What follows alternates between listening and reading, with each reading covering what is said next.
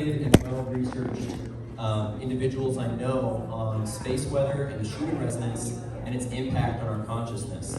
So she has really dedicated the past couple of years to really diving into this subject and pioneering kind of a field that most people are not really familiar with, combining the sciences of space weather and the Schumann resonance with the esoterics and the metaphysics of how it's affecting our consciousness. And this has been something that she's just, I've been so impressed with her and so proud of her of the information she's been bringing to the community. So without further ado, please welcome up Alexis Buck.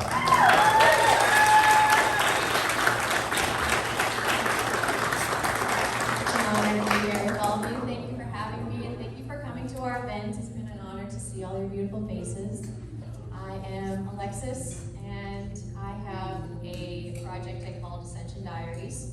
But I'd like to first poll you guys because what I do mostly is I post things on social media and I ask them how they feel, ask people how they feel. A lot of the stuff I do has been more about, I would say, like public feedback. And that's how I've learned so much about this modality that I found was lacking in information when I first started researching it about 5 years ago. So we'll get into that in a second. But She kind of, may it's I not poll listening. you first? So, I don't know if she wants to if you remembered a dream last night, please raise your hand.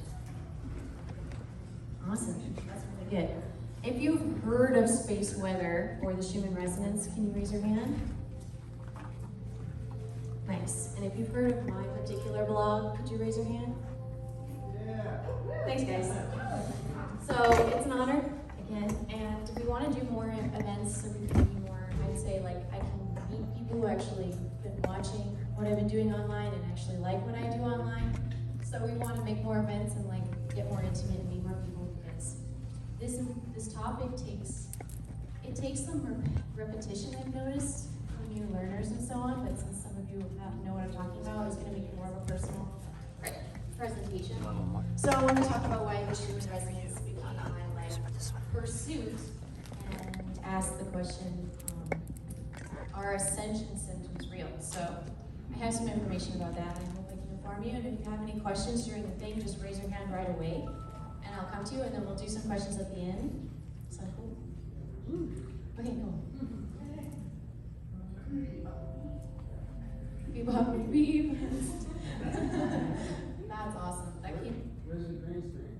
Yeah. It's at home. It's covered in bird poop at home. Oh shoot, I forgot to turn it on. Alright, so basically when I heard about the ascension in general, the term ascension, obviously I was quite young when I heard it. I was, I think it was like right after I graduated college, university, which was like 2015. So I graduated our university and then I learned about what ascension was and I was like, well, what? And it was very intense for me because I went to school to basically help people heal trauma because I realized I was a sensitive person. I'd walk into rooms like this or wherever, professors, whatever. People would be in pain, people would be discombobulated, people would be unpredictable, people would be like, I don't know, it's very uncomfortable. It was an uncomfortable experience. And so I went into learning how the brain works and I went into learning about how the body works. And today is Body Day. So if you aren't barefoot right now, I would invite you to be barefoot so we can ground our bodies a little bit into the earth and get our circuits going because we really worked our circuits yesterday and the day before, I feel like. And the yoga would really help with that, so thank you again. That was so good. And yeah, so my mission has been to heal trauma, but I feel like that's something that kind of sparks in a lot of us. You see there's pain, you feel pain, you want to figure it out, stop hurting so bad. What I figured out was that there was space weather, and that's where my kind of path began. So in the world was in physical pain, and I felt like a nurse, yes, except I really don't like blood. It's not my kind of nursing. This is my kind of nursing where I can't actually see anything. It's all just communication.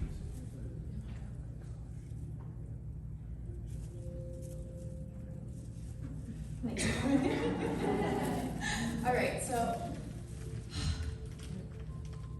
all of the science and all of the stuff that I've been studying, I basically have come up with a theory based off of what I've learned from the space weather. So I'm going to start with that, and I'm going to kind of dig into it and see how detailed I need to go.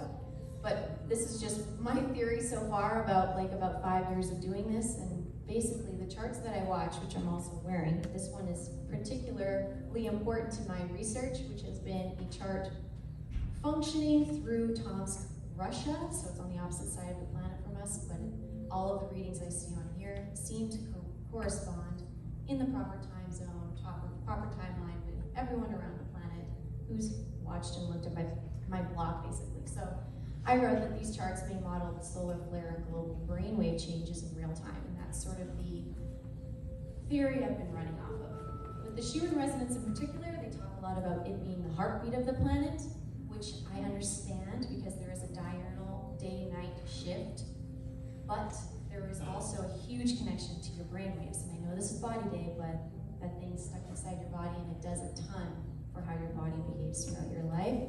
So this particular chart is one that I've kind of made, I've combined the two. With my background in psychology, in a way, I've kind of worked with the brainwaves, and I've worked the brainwaves into this interpretation of this chart, which worked because it's measured in hertz, and it's measured by time, and basically I can see how amplified from 0 to 40 hertz is, and within that range are pretty much your entire gamut of brainwaves.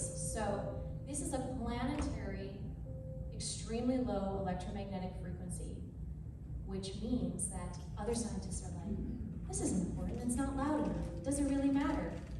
I've heard that a few times, and I'm like, well, my study would have been boring right away if that was the case, but it's not. I get people come in with symptoms all the time, and it's always in correlation with the timing of these things, and as well as the brainwaves patterns that were obviously more highlighted. This is some of the patterns I've noticed in the study, which I found very interesting. So, just in case, have you seen this chart before? Anyone, can you put your hand up if you've seen this before?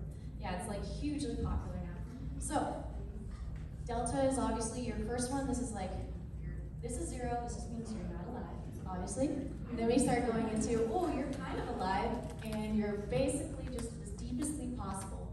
And you can see that it amplifies itself right up to that point too. It never obviously gets to 0, but as soon as it starts getting to 0.3, is what the paperwork says, the amplitudes start to come in and they start to cascade in like this. And they can usually cascade from lower frequencies down to higher frequencies. So usually the lower frequencies are getting amplified the most.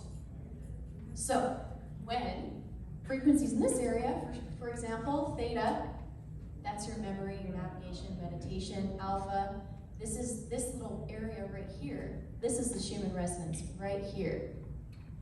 You know, I have this all the way across. This is all I've been studying, this part of the chart right here only, really, because the next charts that they show, they only have data from this horizontal area, this horizontal area, this horizontal area, and this horizontal area. But all the other frequencies in between are shown on here, but I can't tell you how loud it is, I can't tell you what it's doing with what this website has provided me. So there's been a lot of drama as well with this chart, but I don't want to get into that too much because if you've read my blog, I talk about it enough, I feel like. But yeah, people get a little hyped, but over the 5 years, none of us have died, no one's exploded, everybody's good. I figured it might happen. That's why I started the study, because I learned about all of these crazy ascension theories, and I was like, okay, we're either all gonna die in 5 years, or something amazing is gonna happen, and I'm gonna capture it through being a nerd and following charts about space weather, because I believed we were possibly going through, oops, let me go to the next one, not trauma healing, we are doing that, but, yeah, it was the Great Solar Flash theory that really got me. The potential that the sun was going to release some type of entire coronal explosion that was going to basically overrun our entire planet, burn out all of our electronics, and potentially kill us all. And that could still happen. And that was one thing that brought me into the spiritual world, because if you realize you're living in an environment where your sun can just blast you out of nowhere, you don't have any time to really know what's going to happen, kind of shifted my approach in life. Very much living in the moment, and again, studying to see how many of these flashes we could live through until, I either got bored or we all just blew up. That was basically, it was a morbid time, you know, when I started to study. I was really upset after I had graduated with a psychology degree. I tried to get an education degree. I decided to do public research because I realized it was horrible and the education system was, it's like, ugh, so bad.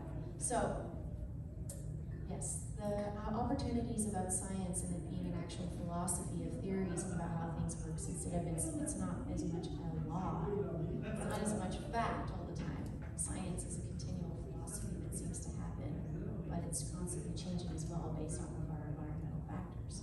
So, it gets a little tricky when you're studying a random thing and there's multiple theories about your environment as well.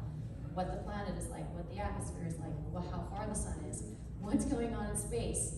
But I followed the mainstream narrative and the mainstream science because I wanted to follow what people were learning and being taught so I could keep up and also not get left behind with some crazy lunacy.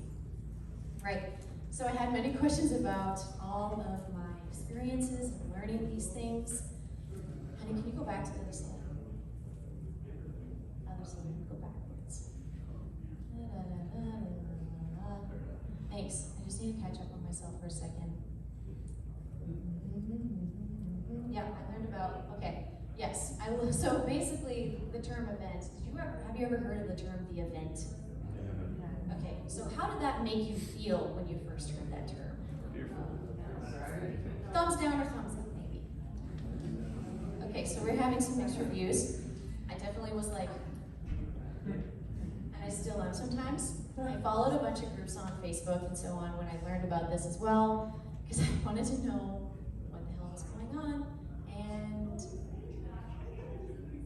this is the study that basically came out of that, but people are still stressed about this. People are really stressed about this. I have messages all the time. People are scared that they're, you know, the solar flash is going to come and we're going to die tomorrow. Like, I have this problem, and there's people who are proclaiming that this is true. People who are very popular online, and they don't give any disclaimers at the beginning, like, this could possibly not be true, or anything like that. So there's a huge psychological operation going on as well, I've noticed, with controlling what we even think about our entire environment and our own health. It's like, obviously you understand this too, that's why we're all here, but just trying to give you some context for why I picked space weather, why it was so helpful. Yeah, these are some of the questions I was dealing with. You know, am I dying? The thing is that as soon as I started studying space weather in correlation with the rising of consciousness of people, which was the main study. Okay, so this event is coming, we're being prepared for an advancement of consciousness. The event's coming from the sun. Measure what the sun's doing and measure what consciousness is doing. That's what I decided to do with my study.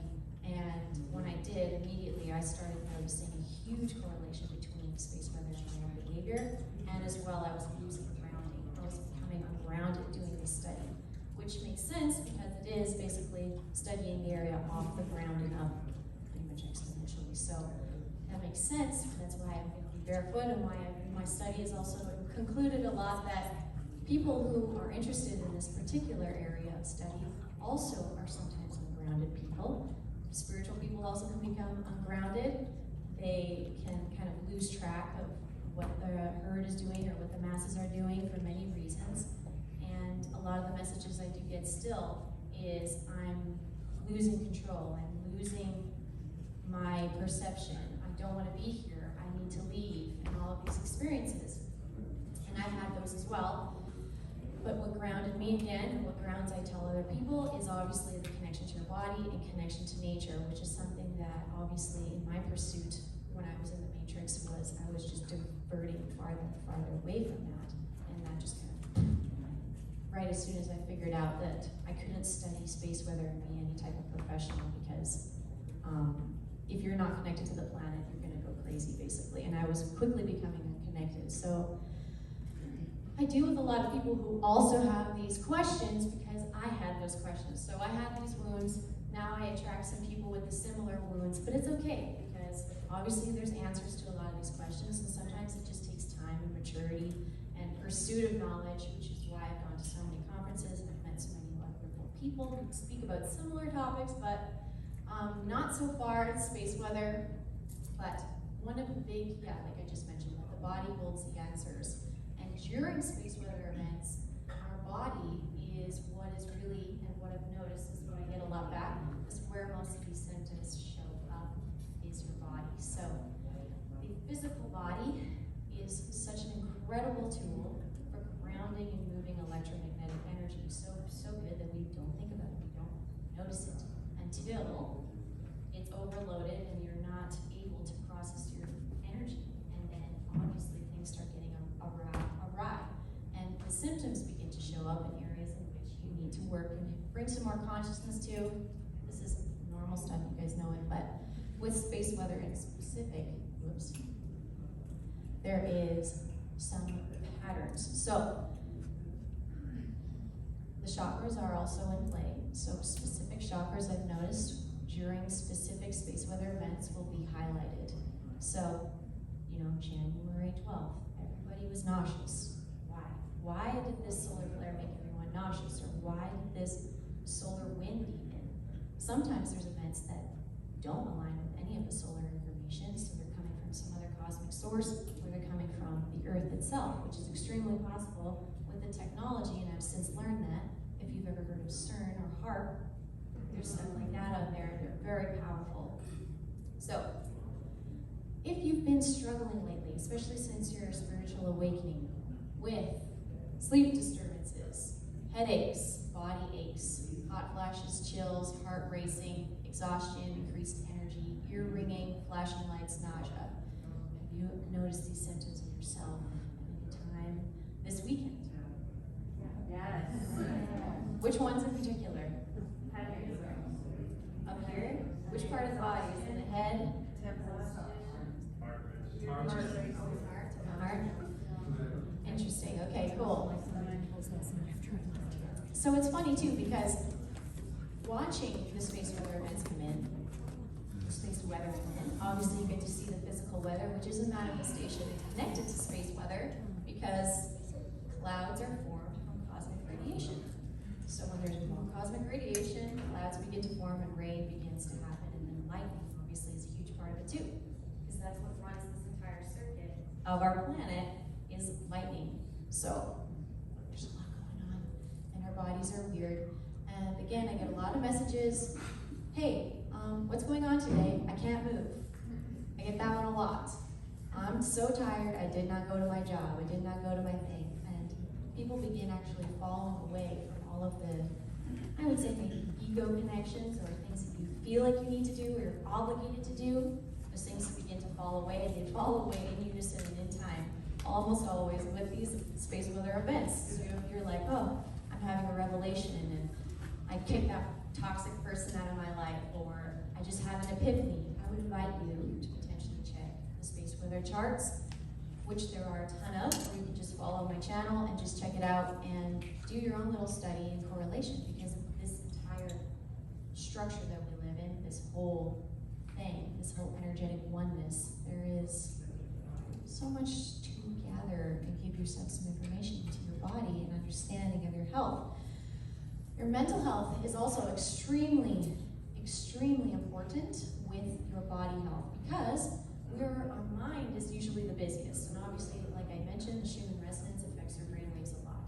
So when your mind is not understanding or able to control what is going on in your life, like you become exhausted, you have these symptoms, you don't know what's going on, you can't control your life anymore, you can't control your direction anymore. And I've, again, noticed those things happening. Consciousness is rising, consciousness is shifting, your brainwaves literally are being shifted into higher brainwaves without you meditating, without you having to worry about it, because of a process called entrainment. And yeah, I'm just going way off my slides now. Let's see what else is going on. Yeah, let's talk about the solar body. So let's talk about entrainment. Whoop, don't even talk about that, don't even talk about that, blah, blah, blah. This is just notes for me to get this out. So the solar body is one thing I want to talk about. So we have our physical body, we have the planet we're on, and we have the solar body. Those are, and we have the moon. So those are some of the biggest electromagnetic bodies in our environment, closest to us.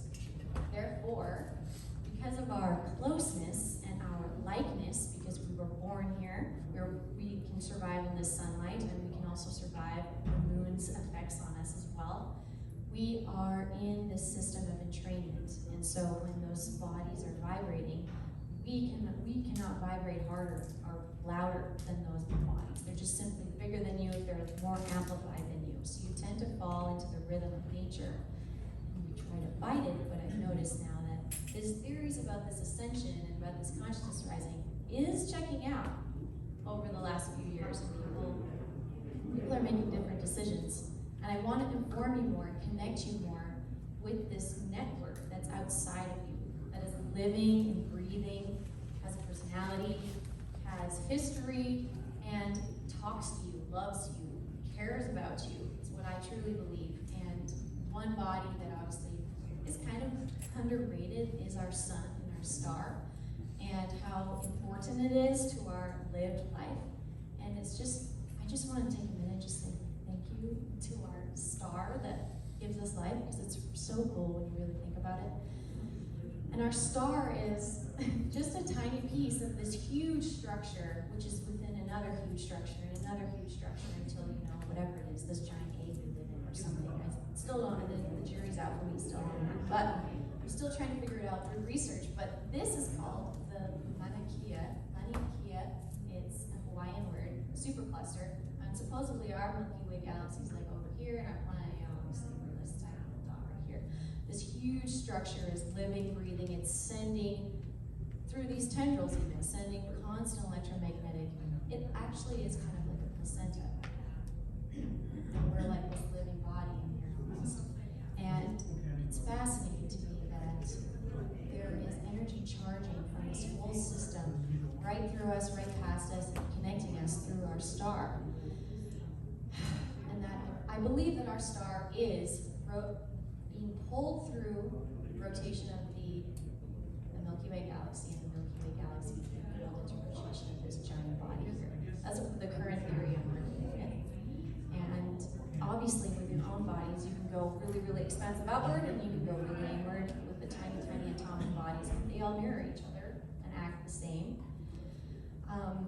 In particular, another piece I'd like to share with you is fractalization, and the idea that we are fractaling out from one specific point, and that so we're all a piece of the same color, piece of the same information, but all of these colors and all these variations can happen based on angles of light and density and distance and amplitude and all of these crazy scientific terms. But I've always been attracted to this particular model, so I just wanted to share that with you for your own studies.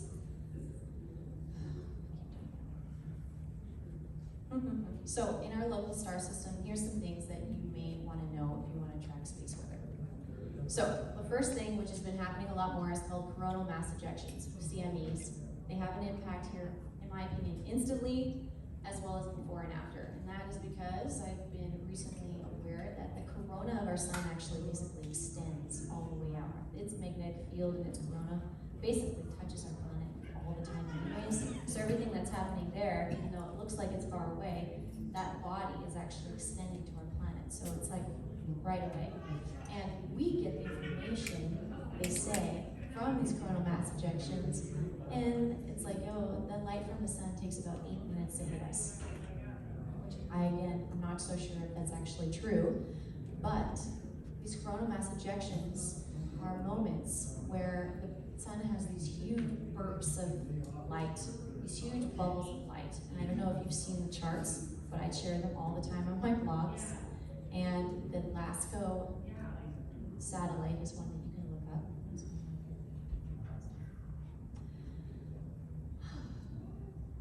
Yes, so coronal mass ejections are really important. And because when they happen, it's important, then, and before it happens, it's also important. I've had multiple reports of people texting me, messaging me, is something going on with the sun, what's happening? Like hours or even a day later, there'll be a huge eruption, and I'll experience the same thing. I'll begin experiencing anxiety, I'll begin experiencing this precognitive feeling in a way, because I've been practicing this so long. I've learned the intricacies of what it feels like when the energy is changing, and it shows up on the solar information. So I've somehow trained my body or figured out where in my body that I know when the electromagnetic frequencies of our planet are going up or whatever. And I've been able to just help people along that path and getting that sensitivity themselves just by reporting it over and over and over. People begin to have faith in it, they begin to believe in it. It's called the biofeedback system in psychology in a way. It's similar, but when you can look at the machinery telling you that your heart rate is up, you're like, I believe, like, oh, it's that high, I need to calm down. You breathe and you calm down. But now people are having an experience and then they check the equipment. They're like, okay, I am having an experience and here is some evidence of that. And it's been very calming, it's been very helpful for people's mental health, especially people who maybe are a little bit hypochondriacal, a little bit sensitive to changes in their environment. So this has also been a healthy study. So learning these are good. Before and after is 3 days after the effects. That's what the popular science or the mainstream science says. It takes 3 days for these waves and these bubbles to burst off the sun and pass past our Earth and affect us. Then we have solar flares. Again, they have an impact instantly before and after. All of these, pretty much every sensation I've noticed with space weather, people have figured out some type of precognitive ability to pick up on it. I've noticed it everywhere. But that is also the case when you try and study, basically try and study experiments. When you're watching it, it's different. When you're not watching it, it's different. When you're watching the solar flares, you have to be aware that some solar flares could melt the planet, basically. But it's fun because they don't. They don't seem to. And the hype and the fear factor here has just been disappointing to me, honestly. I was like, all right, I'm ready, like, let's get out of here. But it didn't work out. It's just solar flares, no matter how crazy they get. It's just, I'm like, whatever, it's fine. Like, I'm fine. Everything's cool. But actually, solar flares are probably the ones that we have to be talking about the most because we're potentially going into a new solar cycle according to the popular solar science called Solar Cycle 25, which means, and they say that since it was such a short, weird cycle last time, this one's supposed to be more intense, apparently.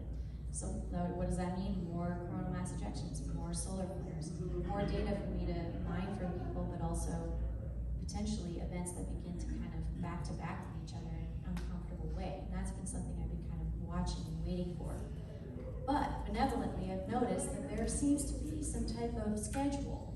And if you may imagine that we are a crop on a planet, and we are being properly nurtured and given just the doses that we need from our sun and our earth, which is a beautiful thought, without any type of alien or military or scientist, evil scientist, Dr. Evil something going on, making us lose our noodle. If I have noticed that there seems to be some type of benevolence of the schedule of these releases as well with human behavior, because I'll notice, okay, there's been a few solar events, I post about them, and then when I can't wake up and post about them anymore, that's when my body's starting to, I can't keep track of this, I can't perform, like I can't do this.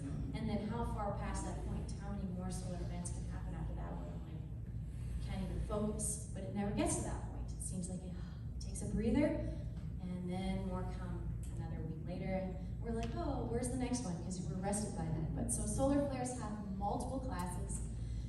The X class is the most intense. You probably heard about it.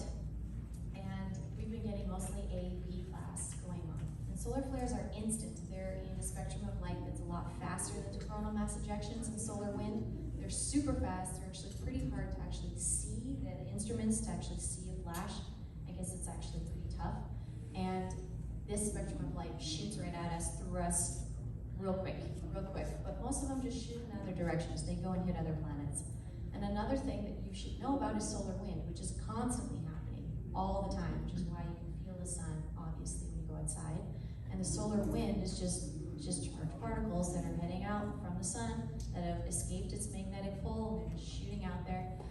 And that's usually 400 kilometers per second. So if you ever see it go over 400 kilometers per second, you know we're in a solar storm, and you will probably start feeling it in your nervous system. You'll probably start getting some soreness in your nervous system is one thing I've noticed. I also wanted to mention that through my study, and I've been lucky to is to attract a lot of people who have claim to have or feel that they have extrasensory gifts, extrasensory abilities. So I would like to poll you again, if you feel comfortable, if you feel like you have a gift in being to be extrasensory than your family or your peers throughout your life. That's why we're here together, I think. And there's so many abilities that people do seem to have. But it seems like no matter how advanced they are in their spiritual path, no matter how advanced they are in their studies, in their practices, I've gotten constant feedback from all different types, all different experience levels, even that watching the space weather has been extremely beneficial for their own self-care, and also to even boost their abilities to function, because people who are extra sensitive tend to have a hard time functioning in normal society. We have to give ourselves a little extra time, a little extra care, what have you. And the time and care that is being needed is increasing, and these beings I've met have reassured me that they're also needing more rest. It's not because you're not practiced enough, it's not because you're not good enough, it's not because you're not grounded enough all the time. Everyone needs those reminders, and like so many people say, Earth is a school as well, so these are some interesting reminders for yourself also to take good care of yourself and be and in a way lead people into the path of being extrasensory, because extrasensory just means you're above average, but the average is rising, the average is going up in sensation. You may notice that people you wouldn't have expected the last few years to say, oh, like, I don't even know what to say, I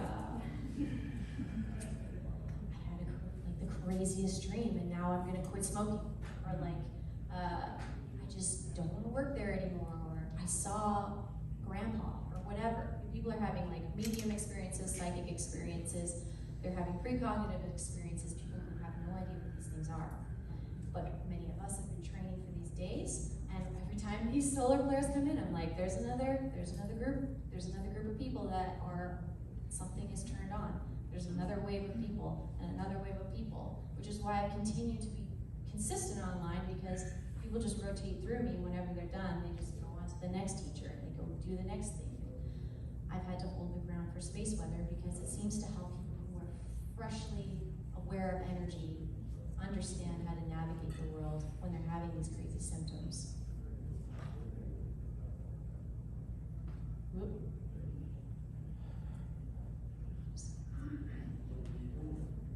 So yes, what is our bodies? Let's talk about our bodies real quick. Obviously, the universe is energy, frequency, and vibration. This is my current favorite theory about what the heck we're living in right now, that we're living in the electromagnetic spectrum, which is a soup of vibrations that are oscillating at different speeds, which we call hertz, or rotations per second. I also just heard something today that 333,000 hertz per second, that's the point of the body's vibration where they break into another dimension. They break into the fifth dimension. This particular channeler was saying, and I was like, that's interesting. But right now, we're watching our bodies in a way, and I think Matthew probably talked about this in his talk yesterday, moving our bodies from density to density, moving it from a slightly more dense body, which you may have noticed yourselves, eating in different ways, and then all of a sudden you're eating less, you're eating different. Your body, it's the eating really that gives it away. And it's because the body comes first, it is the most dense thing. It is your vehicle to maneuver this suit that you're living in, so you have to be watching of it, and these things are changing with your body. So all of the different speeds of vibrations mean something to your antenna. Our bodies are only able to perceive a certain amount of the electromagnetic spectrum, basically right now. So you can only hear a certain amount of frequencies, you can only see a certain amount, you can only smell, whatever. You can feel them, touch you, and all this. I'm not going to get into that, but the body is just, the sensations that you actually perceive are way more complex than I feel like the verbiage of it is, like the words that we have to talk about how our body perceives things have to evolve with this shift that's happening, where we're becoming more aware of frequency because we're becoming less dense in a way, apparently, when we're moving into a fourth density, which if you want to learn more about that, if you haven't heard about it, you can definitely look it up online because it's everywhere now. It didn't used to be that way, but it's everywhere. Just read up on it, just consider it. I don't know. You don't have to believe anything I say. I'm just literally sharing with you everything that I've learned to potentially help you out, give you some ideas on your particular shifts that you may be experiencing or not experiencing and wondering what's going on. If you aren't doing that yet, then you must have a lot of earth in your astrological chart, I think, because there's, I don't know, you'd have to be super, super, super dense and grounded not to move with some of these solar flares that are going to be coming this year. So if you think of anybody who's super dense in your life, it might be fun. Just watch space weather this year and see how, just check in with them. Oh, when you get your solar flare, your text, oh, check out how Buddy's doing and see how they feel today. I wonder, how are they feeling? It's always fun. You can send them one of these if you want, just confuse them even more. Okay, so there is a lot to do with sound as well. Sound has been a big one. So the fact that we can literally make sounds with our voice is so important because we can add to the electromagnetic soup with extreme intention and create something. And that is why we're creator beings. It's an incredible offering. But our planet and machinery and a lot of stuff gives off electromagnetic frequencies, which you know about. And some of them, they don't have a life, they don't have a soul, they weren't intended to be even biologically compatible. They just meant to do their job, deliver the noise or deliver the information. But we have to fine tune it because things are getting more sensitive. This is my favorite chart, like I said before. These particular charts here, the diurnal thing, this is just throughout the night, then this is day, this is night. It's a day-night thing every single time. But then you have these other factors that are going on. There's even things that are not normal looking, like these little parallel lines that you see in the background that are really close to each other. Those aren't always there.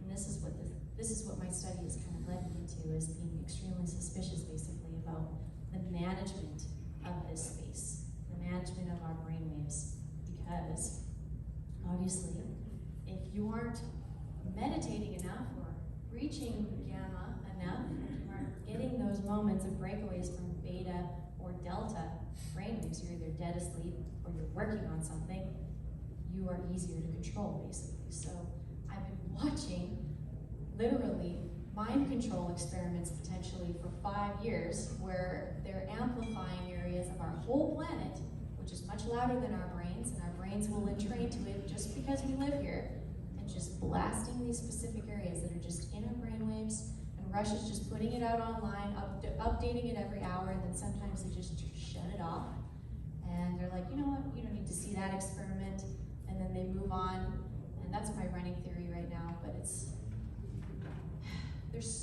almost like looking at a language. Like if you've ever seen Arrival or Contact, that's what it makes me think about it all the time. And it's potential that there are messages being relayed through this, because this is a hugely popular public source now, that we can't decipher because we just don't know. So like whatever this means, this is just like 23 hertz at 21, 22, 2300 hours, but what is that? That doesn't make any sense. Why would that just happen on a planetary basis? Why would 23 hertz just amplify out of nowhere for a couple hours, but no other frequencies really around it? These sort of things. What do these things mean? I honestly can't tell you.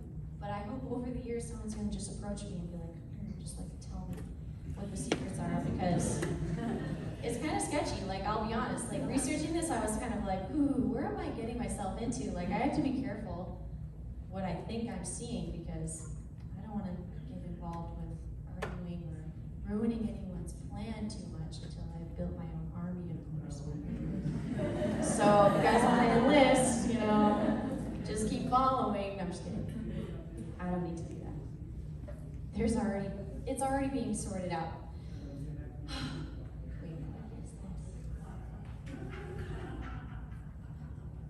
whatever. All right, so you want to learn a little bit about the public science of Schumann resonance? Is anyone completely unfamiliar? So I just want to start from the beginning. Okay, so boom. This is lightning discharges that are considered to be the primary source of the Schumann resonance. Lightning discharges, like I mentioned earlier. Lightning channels behave like huge antennas that radiate electromagnetic frequencies below about 100 kilohertz. These signals are weak at large distances from the lightning source. So these signals, they say, are weak. It's very quiet, very low amplitudes that they measure these at. Compared to like a lightning strike, the Schumann resonance is just like a tiny little mouse. It's very, very quiet compared to lightning strike, but it's consistent. It's never really changed, it's always there. So it's kind of like the air you breathe. When that's gone, you're gonna be in a whole other situation, but you never think about needing it. With the same thing with the Schumann resonances, when they were putting people or trying to put people in space, and this is what my research told me, was when they were trying to put people in space, they were losing their minds. They were completely ungrounded, they didn't know what was going on. So they had to create literal machinery that recreated these frequencies of this consistent, what is caused by consistent discharge of lightning, but it's this constant background hum of 7.83 hertz about. So the area in which these frequencies chill is from the ground all the way up to the highest layer of the ionosphere, which is basically an ionized layer above all of the gaseous layers, basically, and right on the edge, basically, of the magnetic layers. So there's magnetic and gaseous protective bubbles around here. There's a gaseous bubble, and then around it is a magnetic bubble. The magnetic bubble contracts around us and discharges all of that energy, and then the lightning discharges through our atmosphere. Okay, yes, and so our specific frequency is important because our planetary size is very special. The cavity size is very special, and this is what causes, and that's where the waveforms of this frequency kind of hang out and they hum all the time. So any planet with these particular attributes can also have one of these environmental factors, which means that there's life potentially with brain waves on other planets running in a different resonance, but it's a similar biological process, which is really cool. And it's on the Wikipedia page. So I've taken my classes that I've taught, I've just basically copy and pasted from Wikipedia and NASA because they are the first ones that come up when you search Schumann resonance. So I share the information, I share my opinion about it, and we move on. So, like I mentioned, Schumann resonance is cool, but it's measured in really low amplitudes, in millivolts and microtesla. So electric, magnetic, as well as decibels, which is more of a, I would say, obviously a little bit more of a tactile and more human, I would say, opportunity, which is what the Italians actually measure with. They measure with decibels. And the Russians won't tell me. I don't know what they measure their amplitude in. This chart that I talk about all the time, I'm missing one major aspect of the actual chart, which is the units of measurement that they use to measure their amplitude, which is kind of embarrassing. But it's been years and I still haven't been able to figure it out. But it's still my favorite chart, and it's Russia and Tomsk, Russia is obviously, it's a university. There's something going on over there. I don't know why they're tracking this, why they're making it public, why no one can email them, everyone knows their work. It's been very difficult. I have some people now trying to help me get in touch with them, but like I mentioned, this is the amplitude chart here. So these line up. You know this one? This is the one you should be checking when you want to advance your knowledge on this. So when you see these, you're like, oh, there's a blast. And then someone will text me like, what's going on? And I'll be like, okay, let me interpret this for you. Check the time, transfer it to your current time. This is a Russian time. This is UTC +7. And I used to live in -7, so it's easy. But check the time, go to the amplitude chart, and see where this horizontal line, which is the Schumann resonance, this is the planetary resonance right here, see this horizontal piece? See how loud that got, just right there, that one pinpointed spot. That's what this line measures, this white line. So, amplitude hit a 59. This chart is extreme, that number is arbitrary to you if you don't know what the units are, but watching it long enough, I know I've seen it go up to 190 for the amplitude of the Schumann resonance, the basic frequency. It's amplified itself to a 190 according to whatever units of measurement this is. I'm assuming it's millivolts, but I actually can't tell you for sure. Then there is the second Schumann resonance, which is the first one hits itself in the cavity, makes the second resonance, hits itself again, makes the third resonance, it slows down, or sorry, it speeds up a little bit each time, but it loses energy at the same time. So the amplitudes are almost never higher than the primary. If you do see it higher, that's when you're like, okay, something weird's going on, don't understand how that's happening. What kind of experiments are they doing in Russia today? These are the sort of questions I ask myself. But that's just the fun that I have. So some people have this fun with me, and we ask these fun questions because, again, I can't ask them myself there we go. Another location that I'd invite you to look at is the Italian one. This chart actually measures a much broader EMF scale. So from like 0 hertz to 16,000 hertz. So you get to witness the what's going on in the atmosphere in a huge range, a much bigger range of the electromagnetic spectrum. And then they zoom in a little more, 0 to 1600 hertz. And then there's another one where it zooms in to 0 to 100. The decibels are on the side. This is how they're measuring the amplitude. So you can see here that there's some activity down here, really, really low spectrum. You can see that the decibels here, this little yellow line, has jumped up a little bit.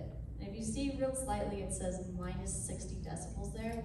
We hear above 0 decibels. So this is happening below our ability to hear, below our ability to perceive. But some animals can perceive this and consistently, but there's also issues where I worry about the animals sometimes because the readings I get are very concerning. And I'm like, okay, people can't hear this, they're feeling it, but the animals, like, what do? Do they just scatter? Do they go underground? I don't know. I'm still wondering about that because it's kind of off-putting to realize that there is these sub-frequencies in a way below our perception that are affecting us, but other animals are being subject to it, and a lot of it's human. A lot of it can be from human input, human machinery, and it makes me feel bad for the animals. I'm an animal person, so I'm watching them too. So I share about this. Obviously, this is an extremely calm example. There's this underlying frequencies here, but it's not that intense. So it's not the best example for today, but it's one I would recommend that you follow for sure. And if you find my link tree, you can get all these links for. Just contact me. I'll give you any of the links you want. I talked about the ionosphere already. The ionosphere also changes what it's doing during day and night. When the sun's hitting it, it's more complex, it's more dense. Nighttime, it's less dense. So that's why there's a diurnal effect of the Schumann resonance as well. More sun exposure makes it louder during daytime. Yes. It's also a big part of the filtering system of our sun. We have a huge filter system. The ionosphere is basically at the top.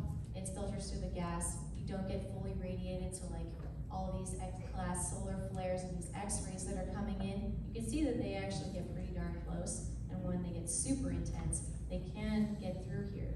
And that's why being an environmentalist is nice, because keeping these gaseous layers healthy and happy is great, because the solar cycle is about to pick up, and if there's any holes, we're going to notice for sure when these things start to happen. So this just happened the other day, July 15th. Just wanted to show this to you. There is, I call it the source of the sound bath. So in a way, the sun is hitting us with all these, and our planet is just ringing with all of this lightning. And it's creating this sound, this deep, deep resonant sound of our background life, basically our biology. This was a huge coronal mass ejection that happened with a solar flare at the same time on the 15th. I don't know what you were doing that day, but you may have been pretty tired, something crazy may have happened, and this is the fun. It's literally just a science that you get to interact with yourself, because your body is unique, everyone's body is unique, and then when we mix electromagnetic fields like we're doing right now in public and in person, we share information just like the electromagnetic fields of our planet and of our sun all the time. So that's always very nice to mention and make important points about. There's obviously, there's this specific area because it's so important, it's so easy to impact our brainwaves, like I mentioned. I've noticed there's huge interest in this, and also huge interest in managing this information. So when the solar flares are going off, don't always hear that right away. You don't always get those reports right away. When the Schumann resonance is going off really crazy, you don't always get that right away. Sometimes they block it out, sometimes they're just down for maintenance, extremely convenient times. I've watched that happen over the years. I've watched there be layers of approval. I've watched them post things and then redact things. I've seen them change the articles online year after year after year about these concepts and topics too. So it's hard to keep up with my PowerPoint because they're constantly adding new paragraphs. So the information's getting out there slowly. They're leaking it out there through Wikipedia and NASA. There's also Princeton and HeartMath that are interesting to some people to study. But Princeton's kind of, I would say, in these, I don't know. We'll see if they're going to make a comeback. I'm still on the fence about how HeartMath has been operating, but I believe in them because I believe in the heart and brain coherence that they teach about, and it does relate to our planetary sphere and everything. But anyways, there's tons. I think this is probably the most fought after space because the ionosphere is where they bounce radio signals off. So to be in a military operation from way back when radio was basically starting, they were bouncing things off of the ionosphere to each other across the planet. They have machinery to make it easier to bounce. They'll just blast it and tighten up the ionosphere for a minute so they can blast something against it and bounce it in a certain direction. Or they'll just loosen it up. They'll heat it up and open it up and send a signal right to their satellites. So there is mechanisms all the time, opening and closing and bouncing and manipulating this layer for military and for government needs and whatever else. I don't want to go there because we're not going there anymore. Enough of us are watching. We're like, no, you're not doing this. We're going to cancel that program, and that program, every time I see something weird on the chart, I'm like, do we want this? Hopefully I don't see that one again. Let's not do that again. But there is a potential to do some world domination, evil stuff, is what I've learned. You can literally point a ray of this stuff over another country and make everyone's brainwaves just freak out. And they can do it for their own country whenever they just need people to be a little more distracted. Like, let's just crank that up and make everyone's mind scattered for tonight because we don't want them talking to each other about what just happened or whatever. I've seen it all. It's been very interesting to watch.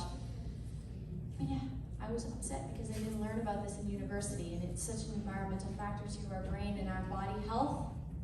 I decided to take it all into social media, so thank you for following that. I'm finding the busy work in the charts. I'm also getting a lot into astrology, so I went from solar and Schumann, and I'm realizing that the planetary movements, thank you, planetary movements are also huge a part of it. So anyone in here practice astrology regularly? Yes, good, excellent. So have you implemented looking at space weather yet? Potentially, no? I would consider it, yes, because they do seem to make sense, and it's the symptoms that make sense. So the symptoms are for sure gonna happen when the space weather gets high, that's the easy part. But what are the symptoms gonna be? And I think the clues are in astrology a lot of the time, because it's a personality thing, it's a mood thing, it's a feeling thing a lot of the time.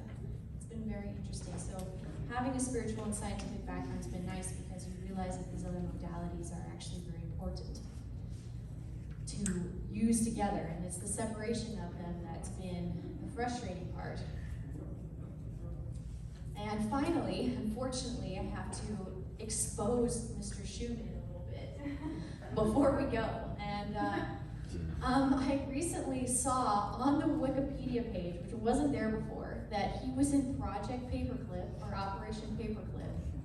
He was brought to America under Operation Paperclip during, 1947, 1948. He worked at Wright-Patterson Universities. So, and then he went back to Germany. So, fun times. Germany, love to have him. So, unfortunately, these are some options up here. I've been watching Agents of S.H.I.E.L.D., so they've been using terms like this instead of the other terms that we're more popular and aware of. I just don't like using them, I would say. I didn't want to type it out even, didn't want to go there. But it's a potential that this was one of the scientists, that was taken and used for his information during the wars. He doesn't look evil to me, but I was going to gauge your reactions. Like, what is your vibe off of him? Because this was kind of off-putting for me, and I'm like, already sad that they use his name for the Earth resonance. He's just some guy who, and he didn't even he didn't even discover it himself. He's just one of the people. So, what do you feel about his face? I just wanted to ask you. Thumbs up, thumbs down, halfway. He's a little gray. Yeah, I probably during that time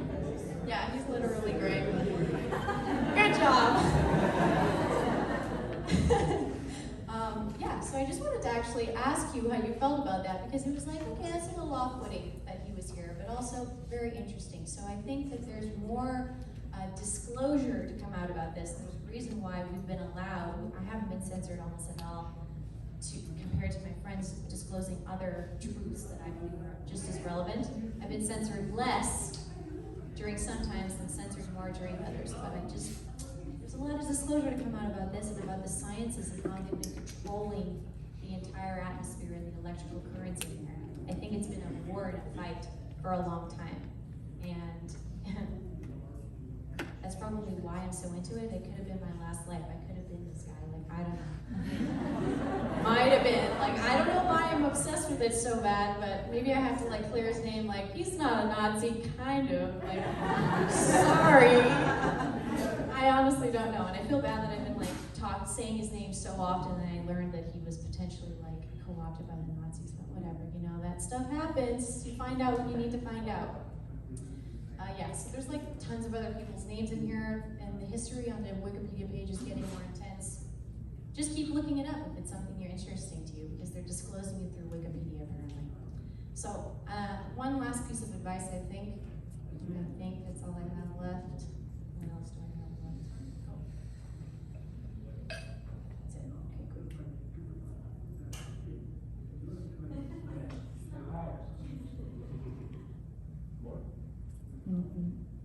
No, wait, I'm lost again.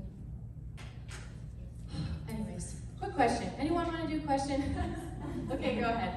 Could you explain to maybe some newbies here how the colors are? What are we looking at? What do the colors mean? Okay, so colors are a gauge of amplitude. So it basically, when the amplitude gets about 20, it whites out. There's no more colors. There's no amplitude 30 goes to purple or whatever. It doesn't give me any color coding for an amplitude over 20. But the amplitude chart does tell you when it goes up more, but the dark blue means very quiet amplitude, and the white means very loud amplitude. One of the colors like 7.83 is the baseline? Or? No, there's no color specific for that. That is a frequency.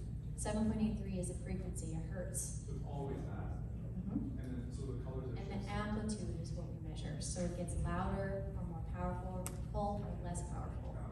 It never goes away, but it goes louder or quieter, because when the sun is hitting us, it makes that area more excited, gives it more energy to work with, apparently. Does that help? From people who shared their symptoms with you, have you also discovered that there are any kind of foods that help with solar flare? Yes, the only salsa. Yeah. Root vegetables, actually, is a good one. Root vegetables is a good one. Also, I've noticed cacao helps a lot. Cacao helps a lot. Obviously, one of my very favorite foods is cannabis, actually. So that has been a huge help for my process and everything. So you can eat it, you can ingest it, you can put it on yourself. It has excellent qualities for those who've noticed. You know Murder Bomb Ron is? I know somewhat about him. Well, he was also a Nazi sergeant NASA. So they're probably Right. And NASA is basically, deception. yeah, and they're a lot of it for sure. That's a Hebrew word for deception. There you go. And yeah, NASA has one webpage for the Schumann resonance, and it's like 3 paragraphs maybe. When I learned about the potential impact of this on basically human life, I was like, this sucks, because there should be way more about this. Go ahead. Yep. Okay, so when the sun emits all that energy, does it get through all the spheres and hit like all of the people here? Or does it only get to like certain layers? It depends on how potent it is, basically. Okay, So every solar flare, they class them because of how powerful they are. And so when they get up and they're in class, it's actually based off of X-ray radiation. So when it's an X class, you're getting a shitload of X-ray radiation. But we mostly don't get those. Those are special times. But I think this solar cycle is going to speed up. by chance, you hear that column of light that surrounds people that like can get high in the sky. Do you feel like some people can tune in with some of those like shots that are like really, really high up there that haven't penetrated far, far to most of the people on Earth? I think for To sure. deliver the People messages. who do meditate during these events specifically because they want to ride these waves. Okay. Like astrally and Yeah. for all these different things. You can have a lot of fun with it too, depending on your skill level or your interest. So, I was really hoping you would go there. You know, A little bit. we hear about these ships, these craft, these spheres absorbing these solar flares. And there's even photographs of a ship expanding and exactly at the same exact time of speed. Well, it's weird because as soon as especially the UFO disclosure thing has really started picking up, I've been noticing that they've been doing a lot more heavy edits on those charts, the solar explosion charts. They'll cut out times and they'll edit things, and I have people who are specifically watching now for those ships all the time, screenshotting little things and messaging it to me all the time. And I haven't personally seen what you're talking about since I've studied, but I have seen pictures like that, and I do believe that there is a management team. I feel like there is a conscious management team with our sun, and it's been a fascinating concept, and that's where the UFO and ET thing gets really interesting. Apparently there's a black dot that shows up in that chart. Which chart? I'm sorry. On the sun, like a photograph of the Right. sometimes it's a random black dot. Even some of the sneezes look like it's literally just something leaving the sun, just like a portal. And that's another big theory, is that the sun is a portal, and they're traveling through it. And some of the ships are freaking huge, and I've watched them, and some of them take a while to birth out of there too. They remain their shape. Some of those burst open and break open. Some of them just remain balls, and they just never break. It's really nice. Anyone else? Go ahead. I'm curious about your theory about the anxiety symptom of the weather. Sure. Because I think about it in terms of just density breaking loose. Right. That's what your thoughts on. It is interesting because anxiety is a way to tell us that something's not right and that you need to make an adjustment. And so I think there's nothing wrong with the symptoms. I think they've been helpful, they've been informative. They're a way to show you which direction to go, where to relieve yourself. And the anxiety is typical to shift, but a lot of that breaking away densities really helps when you're sitting out by the river in the dirt and letting that stuff go, because that anxiety is just basically energy building up in your body. So it's nice, just like my body right now. I'm just like, a little anxious. But yeah. The baseline frequency of 7.8 hertz, do you expect that to ever change? And if so, do you think it will be gradual or sudden?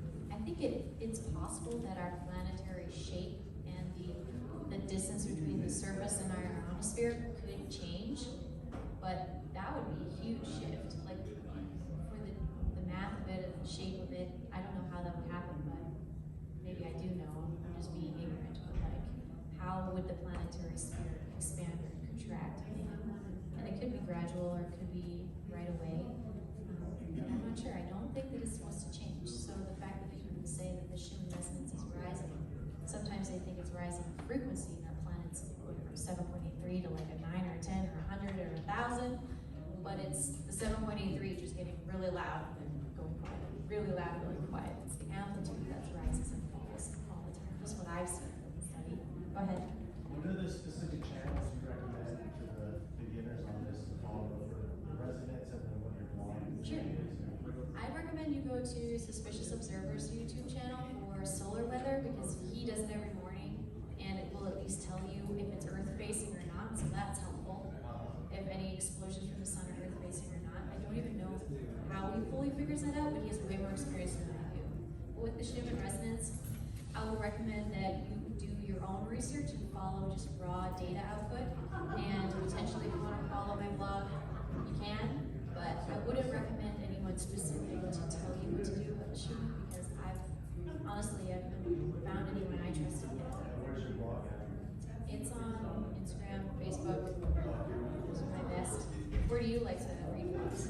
Yeah, there you go. So it's Ascension Diaries on Instagram, if you want to follow. Go ahead. Have you, I know you mentioned suspicious observers, you talked about the magnetic poles moving. Have you done The poles. Yeah, that's have you done another your thing. own research on that? I've been kind of sitting there more so meditating on it, being like, okay, what is this? Like, give me more information. It's just telling me, like, not yet. It's like, it's not time for that yet. I'm not sure. I don't know. Okay. But I'm sure, I don't even know how it would track that. It's either, so I do want to research it. Yeah, I mean, he does a lot of good research, but I don't know how he does it all either. Right? And then Yeah. he's also like personally attacked me because I used his source in my video once, and he was like, don't do that. I don't believe in the Schumann resonance. And I was like, you do some stuff, and I won't bother you anymore. I'm sorry. Okay. So, but I would recommend his stuff still. Yeah. He's definitely. All right. What'd you say? I was just gonna say he's definitely informative on like the space weather, just I letting agree. you know about solar flares. I agree. Solar flares are important to watch. Yeah. And then the Schumann resonance thing, the blast will happen pretty much right at the same time as solar flares going on. They say it takes 3 days, but I've noticed it's pretty much right away. So, is that everything? I'm good. I'm ready. I'm done.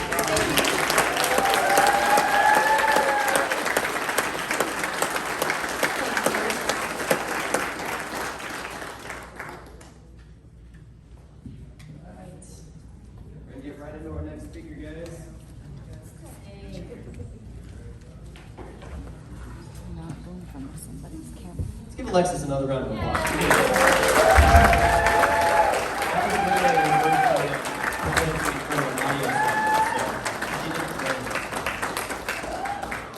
All right, you guys, who here has seen the round table on Sundays? Oh, that's a lot of people. That's pretty great. All right, so our next speaker, special guest, the host of the round table, Mr. Zen God. Come on, take the stage.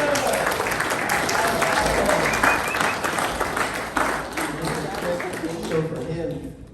Zach has created this amazing community over the past couple months on YouTube, where he has created this space on YouTube and Telegram, hosting these roundtables with a couple people, including some of these guys in the front row, Graf and Jeffrey. I'm on there sometimes, and he's just done an incredible job. And I'm honestly so proud of him and all the work that he's been helping people, educating people on a number of different conscious topics. So I'm really excited for him to give this talk, and I'm going to turn it over to him. Let's give him a round of applause. I've never used a microphone like this before, so this is kind of weird and getting familiar with this. How many of you guys are actually living in Sedona? You guys live in Sedona? It's some powerful energy out here. We came in yesterday, and I had to like chill out a little bit because the vortex is, I'm sensitive to that stuff, so it was powerful. So I didn't get to make it here yesterday, but super excited to be here today. I'm going to talk about, there you go, my name, Zen. I'm going to talk about the quantum financial system. I'm going to talk about the Great Reset, Great Awakening. I've been